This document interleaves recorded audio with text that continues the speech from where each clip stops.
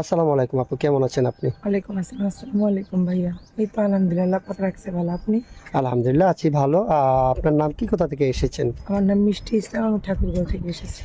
তারপরে আবার কি জন্য জিজ্ঞাসা করছে, আপনার অনেক ভিডিওতে জিজ্ঞাসা করা হয়েছে, অনেকে অ্যাড্রেস জানে, আবার যারা নতুন করে দেখবে তারা হয়তো আপনাকে চিনে না, অনেকেই চিনেন? চিনে। হুম। সেটার জন্য আপনার নাম ঠিকানাটা নেওয়া হচ্ছে। আপনার ফ্যামিলিতে কে কে আছে বর্তমানে? বর্তমানে আমার আপন বলতে আমি ছাড়া আমার কেউ নেই। আমার সৎ মা, সৎ দুই ভাই, আমার আব্বু প্যারালাইজ। আমার পৃথিবীতে আপন বলতে কেউ নাই। আমি ছোট থেকে এতিমখানায় থেকে বড় হয়েছি, মাদ্রাসা লাইনে লেখাপড়া করেছি। তো আমার মা মারা যাওয়ার পর আমার আব্বু বিয়ে করেছে। আমি আমার মার সৎ মার বোঝা হয়ে গেছিলাম। আচ্ছা আচ্ছা, ঠিক আমাকে আছে, বুঝতে পারছি। মানে এক কথায় কি ভাইয়া, বললে তো অনেক কিছুই বলা যায়, আর না বলে কিছুই না। কখনো কারো চেহারা দেখে বিচার করা যায় না যে সে কতটা সুখে আছে। তো আমার লাইফটা অনেক কষ্ট কাটছে। আমার সৎমা ছিল, মাদ্রাসায় সবারই দেখতে যেত সবাই, কিন্তু আমাকে কেউ দেখতে যেত না। অনেক কষ্ট। হ্যাঁ, এতটুকু বড় হয়েছিল লাথি উষ্টা খেয়ে। মাদ্রাসার ঈদের ছুটিতে বলেন, গরমের ছুটিতে বলেন, ফলের ছুটি মুটি যে দিত, হুম হুম।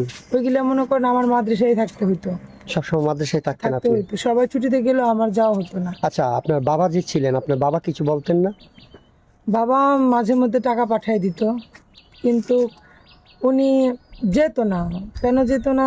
কারণ ওনার মানে মানে দ্বিতীয় বিয়ে যেটা করেছে ওনার, হ্যাঁ, মানে ওনার উনিও ওয়াইফের কথা অশান্তিতে চলতো? ছিল। আচ্ছা ওনার আচ্ছা। শান্তি ছিল যে মিথ্যা কথা বলবো না আমার বাবার নামে।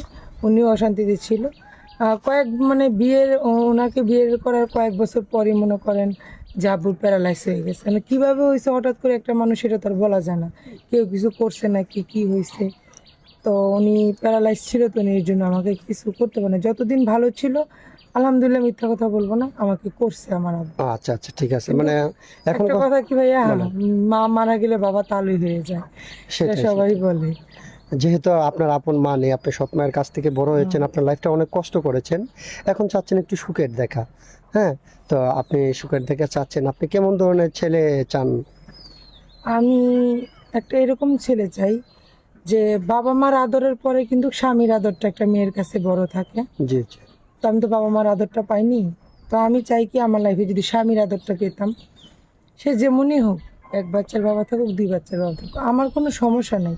কারণ সে যদি আমার দায়িত্ব নিতে পারে, আমাকে ভালোবাসতে পারে। হাদিসে আছে, যেহেতু আমি মাদ্রাসা লাইনে লেখাপড়া করেছি, একটা ছেলে 4টা বিয়ে করতে পারে ভাই। হুম, অবশ্যই। যেহেতু আমাদের হাদিস থেকে, আল্লাহ উপর থেকে এটা নির্দেশ দিয়ে দিছে, তো আমার কোনো সমস্যা না। শুধু একটাই বলবো, আমার তো একটা পেট আছে, জি জি। এটা তো চালাতে হবে। তো সেটাই। মনে করেন আমার মাথার উপরে ছায়ার মতো থাকবে, আমার খরচপাতি দিবে। আমাকে অনেক ভালো একটা কথা কি ভাই জানেন, ছোট থেকে যেহেতুটুকু বড় হয়েছি, মাঝে মধ্যে না অনেক ক্ষুধা লাগতো। ভাত যদি খাইতে যেতাম, মা নাম যদি বাসায়, যখন ইন্টার পরীক্ষা দেওয়ার পর আর লেখাপড়া করাচ্ছে না, বাসায় চলে আসছি, তো তখন কি করতাম,